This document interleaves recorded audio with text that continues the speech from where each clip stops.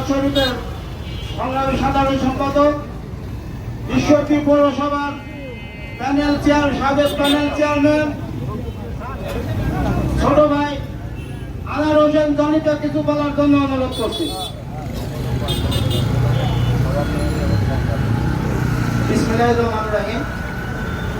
আজকে মানববন্ধন, বিক্ষোভ মিছিল এবং এই আলোচনা সভার সম্মানিত সভাপতি, উপস্থিত প্রধান অতিথি, উপস্থিত আছেন সঞ্চালক সহ বিভিন্ন মাজারের ভক্তবৃন্দ ভাইরা, প্রশাসনের ভাইরা, ইলেকট্রিক মিডিয়া, প্রিন্ট মিডিয়ার ভাইরা, সবাইকে আমি আমার ব্যক্তিগত পক্ষ থেকে সশস্ত্র সালাম এবং শুভেচ্ছা জানাই।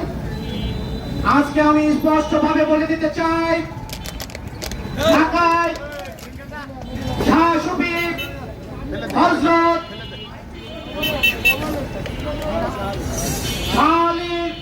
দরবার শরীফে যে হামলা হয়েছে, এই হামলার প্রতিবাদে আজকের 360 আউলিয়ার দেশ বাংলাদেশের যে সমস্ত ভক্তবৃন্দরা রয়েছেন, সারা বাংলাদেশের মতো ঈশ্বরদীতে বিক্ষোভ মিছিল অনুষ্ঠিত হচ্ছে। আমি স্পষ্ট ভাষায় বলে দিতে চাই, মসজিদে আযান হবে, নামাজ হবে, কোরআন তেলাওয়াত হবে, মন্দিরে গীতা পাঠ হবে, ঘন্টা বাজবে, ঠিক তেমনি বাংলার জমিনে প্রত্যেকটি মাজারে ভক্তবৃন্দরা তাদের ভক্তবৃন্দদের সাথে করে নিয়ে জিকির আজকারে মশগুল থাকবে। শরীয়ত মারফত তরিকত সম্পর্কে তারা কথা বলবে, তারা ধ্যান জ্ঞান অর্জন করবে।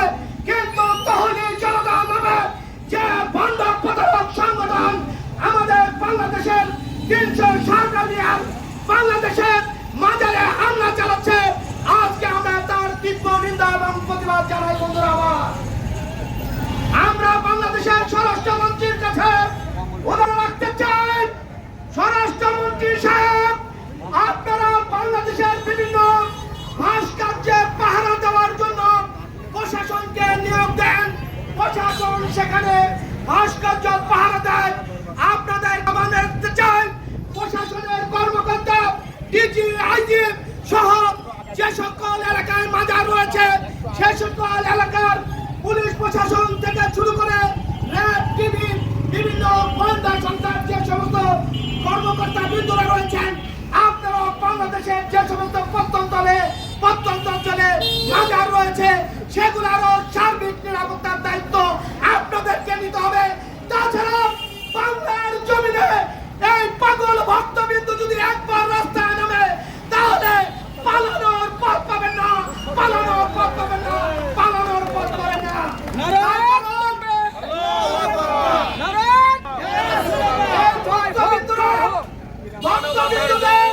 ভক্তবিন্দুদের কোন অস্ত্র লাগে না, ভক্তবিন্দুদের সবচেয়ে বড় অস্ত্র নারায়ণ তাকবীর।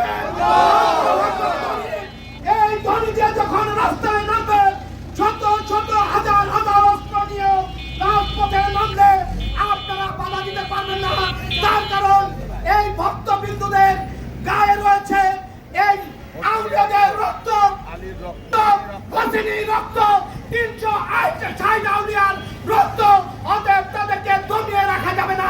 তারা যদি একবার রাস্তায় নামে, বাংলাদেশ অচল করে দিতে পারে ইনশাআল্লাহ। তাই আমি বলবো, বাংলাদেশের মাটিতে আমাদের যেন হামলা না হয়, প্রত্যেকটা শরীফের নিরাপত্তার বিচার করবেন স্বরাষ্ট্রমন্ত্রী।